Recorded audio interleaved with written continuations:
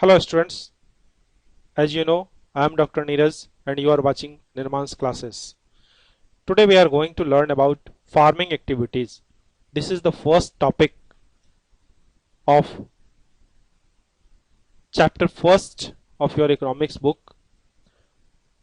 We have already studied two different topics of them from this chapter about the introduction of village Palampur, and we have also studied about different factors of farming, factors of production. Today we are going to discuss about farming activities done in the village Palampur and also done in the different villages in India. इसी पे आज हम चर्चा करेंगे कि farming activities किस तरीके से इंडियन विलेजेस में होती है और किस तरह की एक्टिविटीज फार्मिंग एक्टिविटीज में होती है, उसके नीड्स क्या होते हैं और उन नीड्स को किस तरीके से फुलफिल किया जा सकता है। साथ ही जो प्रोडक्शन है, फार्म प्रोडक्शन है, उसको हम किस तरीके से इंक्रीज करते हैं, उसके कौन कौन से मेथड है, इन्हीं चीजों को इस वीडियो में हम जानने का प्रयास करेंगे। वो फार्मिंग मेथड की बारे, फार्मिंग एक्टिविटी के बारे में अगर हम बात करते हैं तो farming is the main production activity in India and we better know that most of the Indian population is involve in farming activities. हमारी ज्यादा से ज्यादा जो जनसंख्या है वो फार्मिंग एक्टिविटीज में डिपेंड करती है। फार्मिंग एक्टिविटी भी कुछ चीजों पे डिपेंड करती है। कुछ ऐसी चीजें हैं, कुछ ऐसे फैक्टर्स हैं जो फार्मिंग प्रोडक्शन को इंक्रीज करने में या फार्मिंग एक्टिविटीज को करने में यूजफुल होती है। बेसिक वो नीड्स हैं।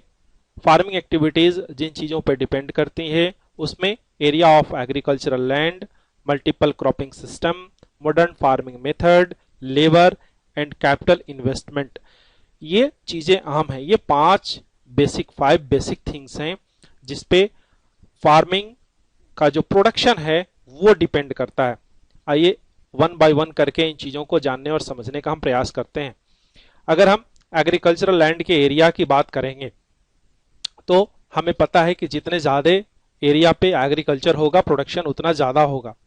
कल्टीवेटेड एरिया जितनी बड़ी होगी प्रोडक्शन उतना ज्यादा होगा।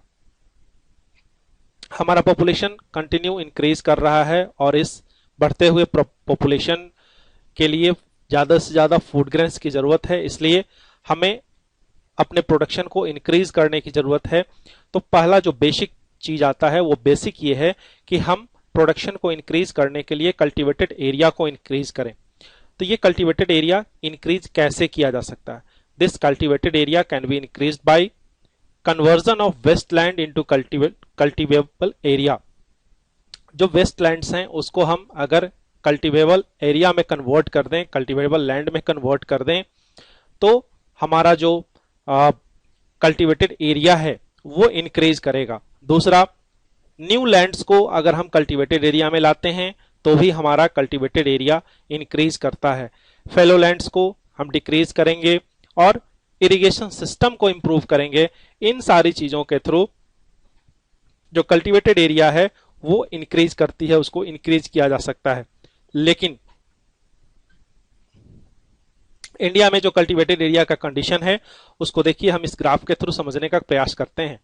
1950 में जो इंडिया में टोटल कल्टीवेटेड एरिया था, मिलियन हेक्टेयर में यहां हम इसको रिप्रेजेंट करने का कोशिश कर रहे हैं, तो 1950 में 120 मिलियन हेक्टेयर लैंड पे एग्रीकल्चरल एक्टिविटी होती थी, वो कल्टीवेटेड एरिया के रूप में था, जो कि 1970 में बढ़ करके हो जाता है 140 मिलियन हेक्टेयर। लेकिन 1970 के बाद से लेके कंटिन्यू 2010 तक आप देख रहे हैं कि वो कांस्टेंट 140 मिलियन हेक्टेयर ही बना हुआ है। 2010 में जो प्रपोज्ड एरिया था वो आप ज्यादा देखते हैं, लेकिन जो एक्चुअल है वो 140 ही कांस्टेंट है। अभी भी 140 मिलियन हेक्टेयर ही कांस्टेंट है जो cultivated area, actual cultivated area है इंडिया में। दैट मीन्स कि 1970 से लेकर आज तक कल्टीवेटेड एरिया को इंक्रीज नहीं किया जा सका है। सीधी सी बात यह है कि लैंड हमारा जो है वो सैचुरेट कर रहा है, लैंड सैचुरेट कर गया है। अब हम और ज्यादा कल्टीवेटेड एरिया नहीं बना सकते हैं, हम दूसरे एरियाज को कल्टीवेटेड एरिया में कन्वर्ट नहीं कर सकते हैं। हम जितना तक पहुंच सकते थे उतना तक पहुंच चुके हैं। दैट मीन्स कि ये जो सिस्टम है, ये जो मेथड है जिसके थ्रू हम अपने एग्रीकल्चर को, हम अपने प्रोडक्शन को इंक्रीज कर सकते थे, वो हम अप्लाई नहीं कर सकते हैं। अब हम लैंड्स को और ज्यादा इंक्रीज नहीं कर सकते हैं। तो हमें जाहिर सी बात है कि जब हम लैंड को इंक्रीज नहीं कर सकते हैं तो प्रोडक्शन को इंक्रीज करने के लिए जो अदर मेथड हैं हमें उस पर डिपेंड करना होगा। हम वन बाय वन समझेंगे कि अदर मेथड कौन कौन से हैं और उसको किस तरीके से हम एग्रीकल्चर में इंप्लीमेंट करते हैं। लेकिन उससे पहले लैंड के डिस्ट्रीब्यूशन और लैंड के मेजरमेंट को हम समझने का कोशिश करते हैं। लैंड का मेजरमेंट अभी हमने आपको हेक्टेयर में दिखाया। हेक्टेयर ये स्टैंडर्ड यूनिट है लैंड मेजरमेंट का। 1 hectare is equal to 100 metre wide and 100 metre wide and 100 metre long. 100 metre wide और 100 मीटर लॉन्ग का जो एरिया होता है that is 1 hectare. It is approx 10,000 metre square. 10,000 metre square का जो area होता है वो 1 हेक्टेयर कहलाता है। इसके अलावा भी बहुत सारे लोकल यूनिट्स हैं जो कि लैंड मेजरमेंट के लिए यूज किए जाते हैं, जैसे बिघा है, गुंठा है, धूर है, कट्ठा। ये सब लोकल मेजरमेंट्स हैं जो कि लैंड को मेजर करने के लिए यूज किए जाते हैं। विलेजेस में जो लैंड का डिस्ट्रीब्यूशन होता है वो थोड़ा सा अजीब आपको देखने में लगेगा हो सकता है, लेकिन शुरू में ही हमने आपको बताया था, फर्स्ट वीडियो में ही क्लियर किया था मैंने आपको कि मोस्ट ऑफ द फैमिलीज जो हैं वो लैंडलेस फैमिलीज हैं। शेड्यूल कास्ट से जो फैमिलीज बिलोंग करते हैं वो लैंडलेस फैमिलीज हैं। इसके अलावा अदर बैकवर्ड कास्ट या फिर बैकवर्ड कास्ट से बिलोंग करने वाले बहुत सारे ऐसे फैमिलीज हैं जिनके पास स्मॉल प्लॉट ऑफ लैंड है जो 2 हेक्टेयर से लेस का है, या फिर मिडिल फार्मर्स और बिग फार्मर्स की अगर हम बात करेंगे तो मिडिल और बिग फार्मर्स जो हैं वो काफी कम संख्या में मिलते हैं आपको जिसके पास 2 हेक्टेयर या उससे ज्यादा लैंड है। ये पाई चार्ट के थ्रू आप इसको समझने का कोशिश कर सकते हैं, आप समझ सकते हैं इजिली। यहाँ देखिए नंबर ऑफ फार्मर्स के अनुसार अगर बात करें तो 85% फार्मर जो हैं स्मॉल फार्मर्स हैं, जबकि ओनली 15% फार्मर्स ऐसे फार्मर हैं जो मीडियम या फिर लार्ज फार्मर्स हैं। जबकि कल्टीवेटेड एरिया की अगर बात करेंगे तो out of total cultivated area 55% जो लैंड है वो स्मॉल फार्मर्स के पास हैं, जबकि 45% जो कल्टीवेटेड एरिया हैं वो लार्ज फार्मर के पास हैं।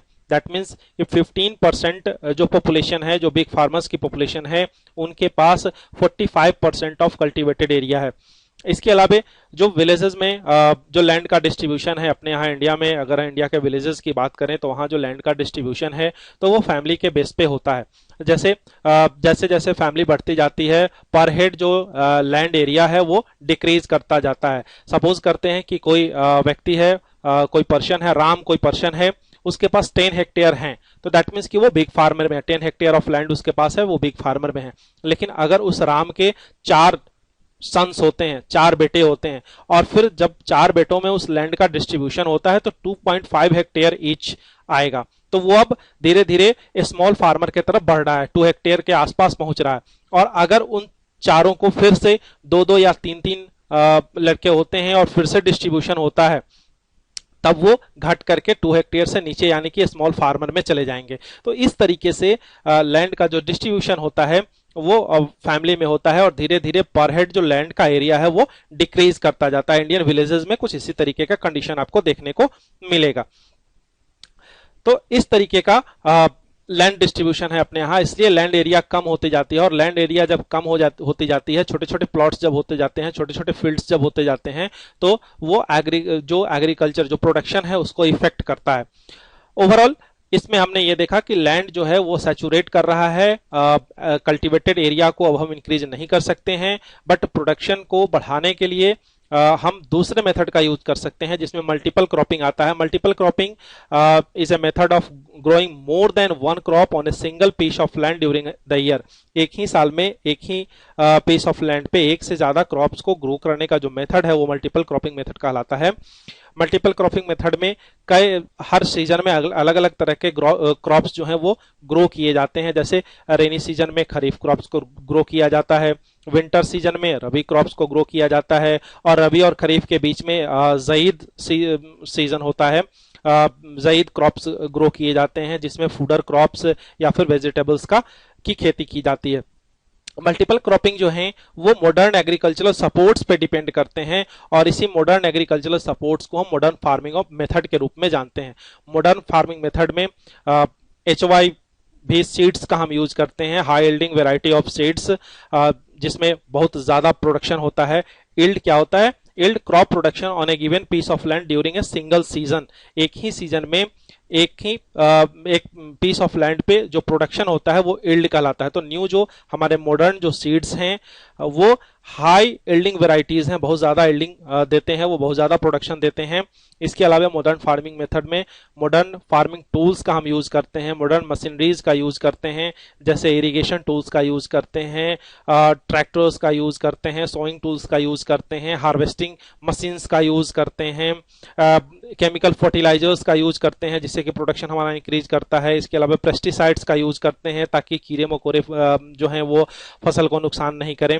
तो इस मॉडर्न फार्मिंग मेथड के थ्रू हम अपने प्रोडक्शन को इंक्रीज करते हैं, प्रोडक्शन को बढ़ाते हैं।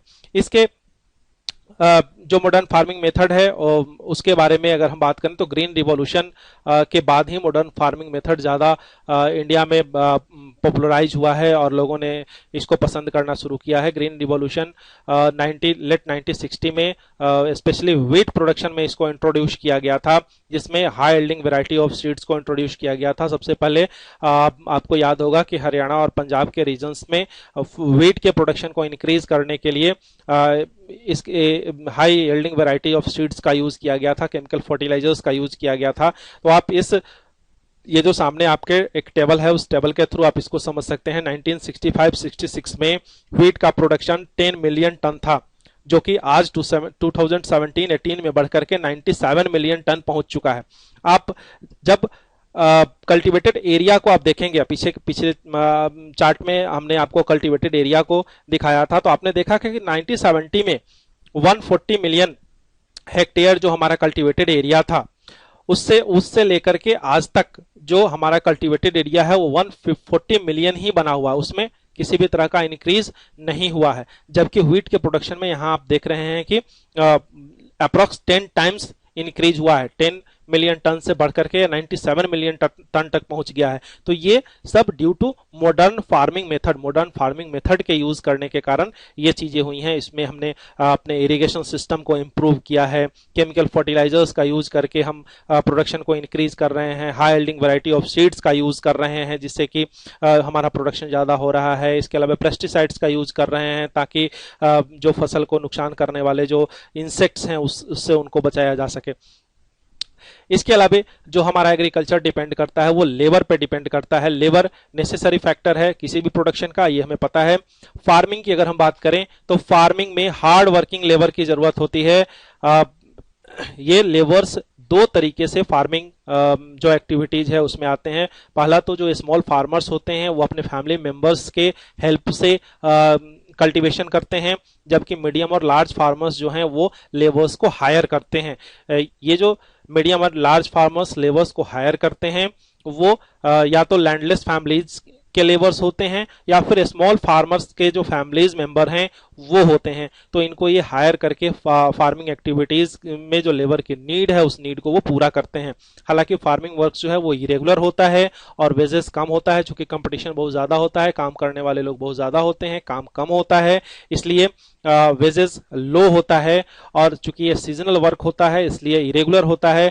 फिर भी जो फार्मिंग एक्टिविटी है उसमें जो लेबर की नीड होती है उसको लैंडलेस लेबर्स और स्मॉल फार्मर्स के जो फैमिलीज हैं वो इसको पूरा करते हैं।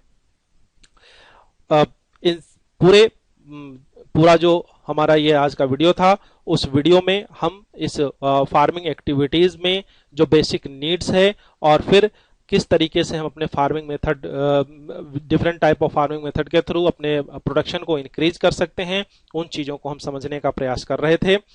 आशा है कि आपको ये चीज़ें समझ में आई होगी। और अभी इस चैप्टर में कुछ और चीज़ें हैं जो कि आगे के वीडियोज़ में वो आपको इंट्रोड्यूस कर दी जाएंगी। इससे पीछे के जो वीडियोज़ हैं उसका लिंक अभी मैं यहाँ डाल रहा हूँ, उसके थ्रू आप उनको देख सकते हैं, उनको समझ सकते हैं।